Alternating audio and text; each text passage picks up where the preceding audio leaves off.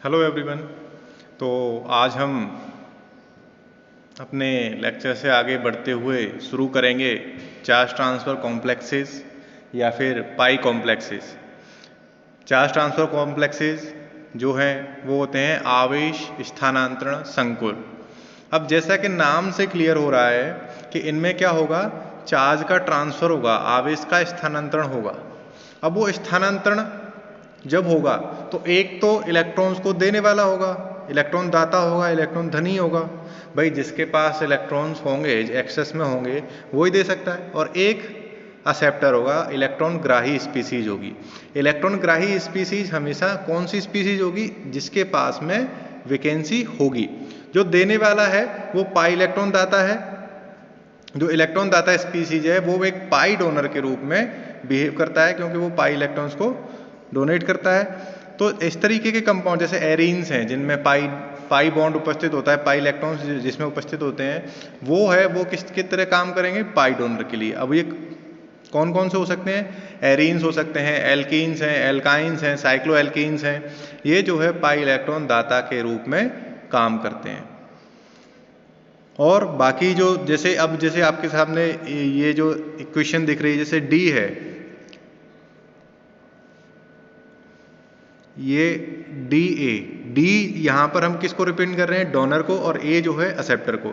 तो D A दोनों के बीच में आपस में एट्रैक्शन फोर्स होगा, और एट्रैक्शन फोर्स होने के बाद में डी जो है वो डोनेट करेगा इलेक्ट्रॉन्स। जब कोई इलेक्ट्रॉन्स को डोनेट करता है तो उसके ऊपर कौन सा चार्ज आता है? पॉजिटिव। और जो इलेक्ट्रॉन्स को एक्सेप्ट करता है उसके पास कौन सा चार्ज आ जाता है?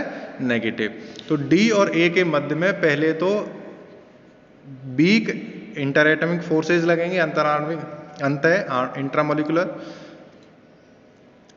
और उसके बाद इलेक्ट्रॉन ग्राही स्पीसीज जो है वो दोनों को में बीच में बॉन्ड बन जाता है। उसके बाद जब ये बॉन्ड बनेगा तो ये सिग्मा बॉन्ड फॉर्म हो जाएगा। अब जैसे इसके लिए कुछ एग्जांपल्स हैं। अब जैसे एक फर्स्ट एग्जांपल जो आप देख रहे हो, ये एग्जांपल है। इसमें एक जो एथीन मॉलिक्यूल है, ये सिल्वर प्लस के साथ में, ये आपस में क्या है? इसके पास पाई बॉन्ड है, पाई बॉन्ड आपस में क्या करेगा? इनके बीच में एट्रैक्शन फोर्स होगा। जब एट्रैक्शन फोर्स जब इसके बीच में लगेगा तो ये दोनों एक दूसरे के पास आएंगे। जब पास आएंगे तो दोनों में इस तरीके से बॉन्ड का फॉर्मेशन हो जाएगा। ये पाई बॉन्ड्स को, सिल्वर आयन को ये देगा।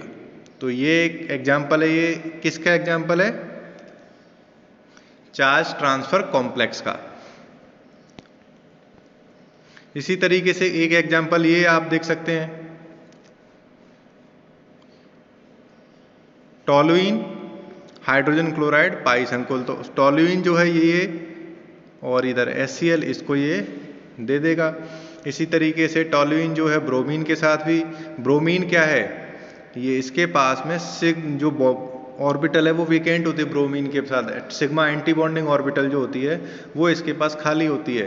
तो ये एक इलेक्ट्रॉन डेफिशिएंट मॉलिक्यूल होता है। इस वजह से जो पाई डोनर जो मॉलिक्यूल है वो इसको दे देता है। इसमें एक ये मिस्टेक है, ये CH3 भी यहाँ पर रहेगा।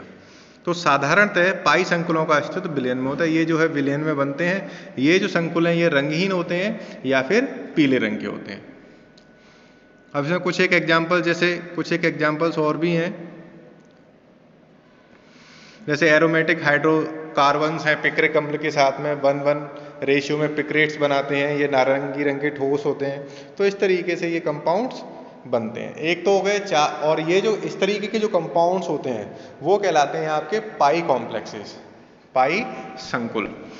इसके अलावा एक जो एग्जाम्पल जो आप पढ़ते हैं वो पढ़ते हैं आपका इंक्लूजन कंपाउंड्स।